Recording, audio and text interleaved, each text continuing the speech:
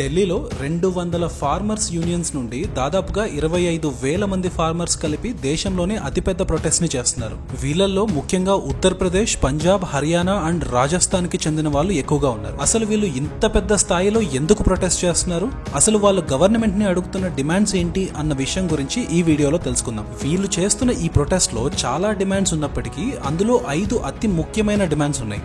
అందులో మొదటిది guaranteed MSP. MSP అంటే మినిమం సపోర్ట్ ప్రైస్. ఫార్మర్స్ వాళ్ళు పండించిన పంటని నేరుగా వాళ్ళకు దగ్గరలో ఉన్న మార్కెట్ యార్డ్స్ లో లేదా మండీలలో అమ్మాల్సి ఉంటుంది.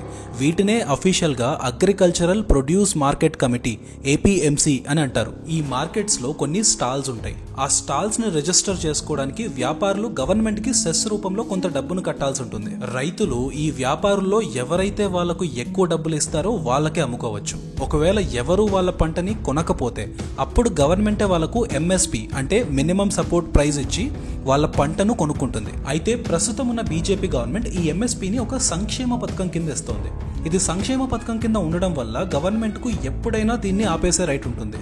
అందుకనే దీన్ని ఒక చట్టం కింద తీసుకుని రావాలి అని రైతులు డిమాండ్ చేస్తున్నారు. రెండోది, ఇప్పుడున్న ఎంఎస్పీని 50% పెంచాలి అని. రైతుల పెట్టుబడిని, ఆపరేషన్ కాస్ట్ ని దృష్టిలో పెట్టుకుని 50% ఎంఎస్పీని పెంచాలి అని డిమాండ్ చేస్తున్నారు. మూడోది, రైతుల రుణమాఫీ. గత 3 సంవత్సరాలుగా వాళ్ళు ఫేస్ చేస్తున్న వరదల వల్ల, కరువు వల్ల వాళ్ళు చాలా ఇబ్బంది పడ్డారని, అందుకే ఇప్పటి వరకు తీసుకున్న అగ్రికల్చర్ లోన్స్ ను పూర్తిగా మాఫీ చేయాలి అని డిమాండ్ చేస్తున్నారు. నాలుగోది, 60 ఏళ్లు దాటిన ప్రతి రైతుకి పెన్షన్ ఇవ్వాలి అని. ఒక state government and central government employees కి ఏదైతే పెన్షన్ స్కీమ్ ఉంటుందో అలాంటి పెన్షన్ స్కీమ్ 60 ఏళ్లు దాటిన ప్రతి రైతుకి అప్లికబుల్ అవ్వాలి అని డిమాండ్ చేస్తున్నారు. ఇక ఐదోది, ఎలక్ట్రిసిటీ అమెండ్మెంట్ బిల్ 2020ని రద్దు చేయమని. ఈ బిల్ ప్రకారం ప్రైవేట్ కంపెనీస్ కూడా ఎలక్ట్రిసిటీని తయారు చేయొచ్చు, సప్లై కూడా చేయొచ్చు. అంతేకాకుండా మనలాంటి కన్స్యూమర్స్ మనకు ఏ కంపెనీకి సంబంధించిన ఎలక్ట్రిసిటీ కనెక్షన్ కావాలో మనమే సెలెక్ట్ చేసుకోవచ్చు. ఎలాగైతే టెలికాం సెక్టార్ లో మనకు కావాల్సిన సిమ్ ని మనం సెలెక్ట్ చేసుకుంటున్నామో అలా అన్నమాట. దీనివల్ల ప్రైవేటైజేషన్ పెరిగిపోయి ఫ్యూచర్ లో రైతులకు సబ్సిడీస్ కూడా రాకుండా ఆగిపోయే అవకాశం ఉంటుంది అన్న భయంతోనే ఈ ఎలక్ట్రిసిటీ బిల్ 2020ని రద్దు చేయమని డిమాండ్ చేస్తున్నారు. ఇంత పెద్ద ప్రొటెస్ట్ జరుగుతున్నప్పటికీ బీజేపీ గవర్నమెంట్ వీటిని కన్సిడర్ చేయకపోవడానికి కారణం వీటన్నిటిని రివైజ్ చేస్తే గవర్నమెంట్ మీద ఫైనాన్షియల్ బర్డెన్ పెరిగిపోతుంది అని భావించడం.